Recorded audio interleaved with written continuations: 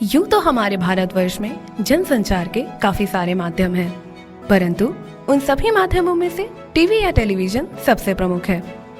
इसके प्रमुख तथा प्रसिद्ध साधन होने के काफी कारण हैं। सबसे बड़ा कारण है इसका दृश्य श्रव्य होना। दृश्य श्रव्य होने के कारण ये अधिक लोगों को अपनी तरफ आकर्षित करने की क्षमता रखता है। टेलीविजन से पहले कोई भी साधन ध्वनि के साथ साथ दृश्य प्रदर्शित करने में सक्षम नहीं था। टेलीविजन का आगाज भारत में सन 1959 में हुआ।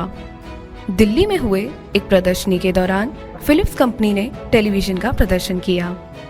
15 सितंबर 1959 को दिल्ली टेलीविजन केंद्र का प्रसारण शुरू किया गया था। टेलीविजन 20वीं सदी के इस घुसपैठिए का जन्म टेक्नोलॉजी की निरंतर विकास की गाथा है। भारत में जो टेलीविज़न है वो अनचाही आ गया, उसके लिए कोई रणनीति नहीं बनाएगी। और उसके पीछे कारण ये रहा कि 1956 में भारत में दिल्ली में औद्योगिक मेला लगा हुआ था, अंतर्राष्ट्रीय औद्योगिक मेला। तो वहाँ पर फिलिप्स कंपनी ने और जर्मन गणराज्य ने अपने टेलीविज़न सेट लगा रखे थे, स्टूडियो बना रखे थे लोगों को दिखाने के लिए। उससे ये हुआ कि जब वो जाने लगे तो उन्होंने कहा कि अब इसको दोबारा ढो के ले जाने से टीवी सेट से ये अच्छा है कि इसको भारत को दान कर दिया जाए। तो भारत के सूचना और प्रसारण मंत्रालय को उन सेटों को इन लोगों ने दान कर दिया। तो इस तरीके से भारत में टेलीविज़न आ गया। लेकिन इसके बाद भी और बहुत सारे भी काम हो रहे थे। जैसे यूनेस्को ने लगभग $20,000 का आर्थिक सहायता देने की बात की थी। और इसके अलावा फोर्ड कंपनी ने बोला था कि हम लोग 10% के आसपास आर्थिक सहायता देंगे। तो भारत में टेलीविज़न के लिए बात चल ही रही थी। और उसी में उस समय हमारे पास प्रसारण के नाम पर सिर्फ आकाशवाणी था। और आकाशवाणी के तहत ही दूरदर्शन को एक तरीके से लॉन्च किया गया और उसका नाम रखा गया AIR TV। और उसमें लोगो लगाया गया दूरदर्शन का और उसके नीचे एक भारत वाक्य लगाया गया सत्यम शिवम सुंदरम। तो इस तरीके से भारत में टीवी का पदार्पण होता है।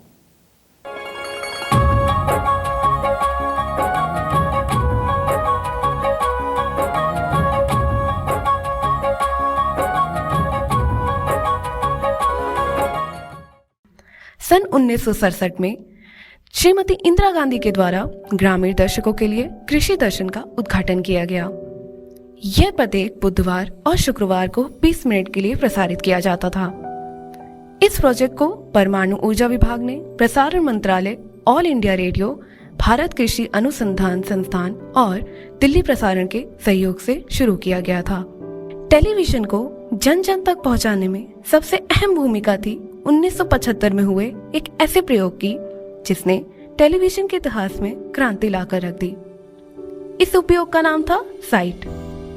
यह प्रयोग नासा एवं इसरो की साझेदारी में किया गया। यह प्रयोग पूरे 1 वर्ष तक चला। इस प्रयोग का उद्देश्य भारत के ग्रामीण तथा पिछड़े इलाकों तक भी टेलीविजन की सुविधा पहुंचाने का था। इस प्रयोग के दौरान ATS-6 सैटेलाइट का उपयोग किया गया था। यह प्रयोग भारत के 6 राज्यों में किया गया था, जिसमें आंध्र प्रदेश, कर्नाटक, मध्य प्रदेश, उड़ीसा एवं राजस्थान शामिल थे। साइट भारत के इतिहास का सबसे बड़ा एक्सपेरिमेंट है, जो कि 1975 से लेके 1976 तक के बीच में हुआ। और विक्रम साराभाई, जिन्होंने साइट एक्सपेरिमेंट को काफ़ी बढ़ावा दिया। हम जानते हैं कि होमी बाबा के स्टूडेंट रहे विक्रम साराभाई, जिन्हें फादर ऑफ इसरो भी कहा जाता है। तो उन्होंने एटॉमिक एनर्जी ऑफ इंडिया के साथ मिलकर उन्होंने इसरो और नासा के साथ मिलकर ये एक्सपेरिमेंट को रचा। ये एक्सपेरिमेंट का 2 कॉन्सेप्ट था, एक एजुकेशनल टेलीविज़न जिसे ETV बोलिए, और एक ITV जिसे इंस्ट्रक्शन टेलीविज़न बोलते हैं। ETV के माध्यम से उन्होंने स्कूल के गरीब बच्चों को एक एजुकेशन प्रदान हुआ। ITV जिसे बोला जाता है इंस्ट्रक्शन टेलीविज़न, इसके माध्यम से जितने भी एडल्ट थे उन्हें फैमिली प्लानिंग, हेल्थ और हाइजीन पे ये प्रोग्राम काफ़ी फोकस था। And this project was funded by UNICEF, UNESCO, ITU and UNDP। सन 1982 में भारतीय सरकार ने इनसैट 1A सैटेलाइट का इस्तेमाल करके पूरे भारत में दूरदर्शन का विस्तार किया। इसी वर्ष भारत ने एशियाई खेल की मेजबानी भी की। भारत सरकार का उद्देश्य था कि दूरदर्शन के माध्यम से एशियाई खेलों को घर घर तक पहुंचाया जाए। सन 1984 में भारत का पहला हिंदी ड्रामा सीरियल हम लोग प्रस्तुत किया गया। टेलीविजन के विकसित होने में एक बड़ा मोड़ 1991 में आया, जब उदारीकरण यानी लिबरलाइजेशन, निजीकरण यानी प्राइवेटाइजेशन और वैश्वीकरण यानी ग्लोबलाइजेशन ने भारत में दस्तक दी। सन 1991 में इकोनॉमिक रिफॉर्म्स होने के बाद जो लिबरलाइजेशन, प्राइवेटाइजेशन और ग्लोबलाइजेशन हुआ, उसने भारत के पूरे बाजार के साथ साथ टेलीविजन इंडस्ट्री को भी बदल कर रख दिया। जिस तरह से भारत का बाजार बाकी उद्योगों के लिए खुला, उसी प्रकार से टीवी के लिए भी ये चीज देखी गई। अब यहाँ पर प्राइवेट चैनल्स का आगमन हुआ। सबसे पहले स्टार नेटवर्क इंडिया आता है, उसके बाद जी, जो कि भारतीय चैनल ही था, उसका आगमन होता है।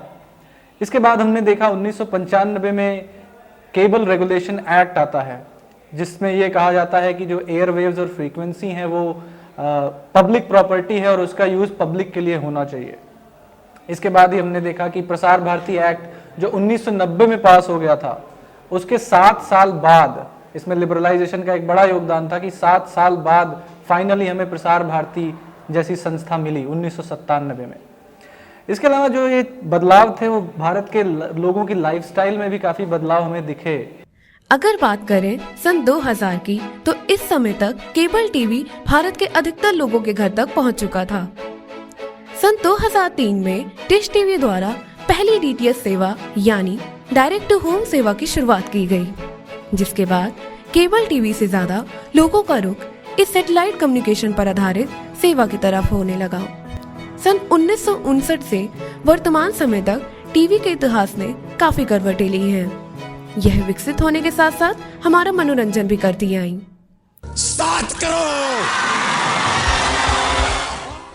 टेलीविजन ने हमें काफी सारे यादगार कार्यक्रम एवं शिक्षा प्रदान कर हमारे समाज के विकास में भी एक काफी अहम भूमिका निभाई, जिसका असर हमें वर्तमान समय में भी आसानी से देखने को प्राप्त हो जाता है।